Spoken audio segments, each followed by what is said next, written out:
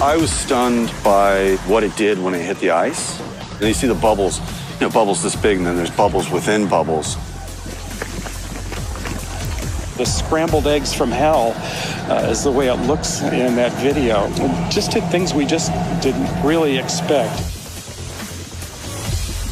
So why are volcanic bubbles formed?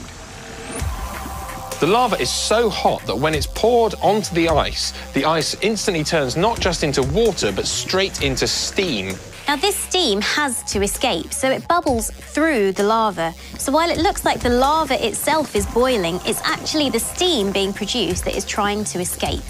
As the lava cools, we start to get a thick black layer forming on top, and this starts to trap those bubbles of superheated steam inside the rock, and it's kind of like a natural form of glass blowing.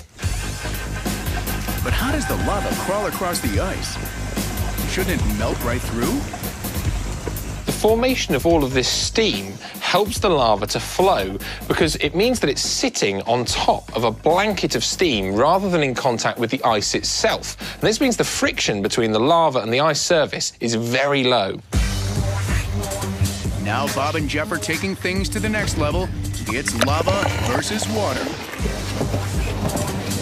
Wow. We've done over 100 pours into water, onto ice, onto sand, onto snow.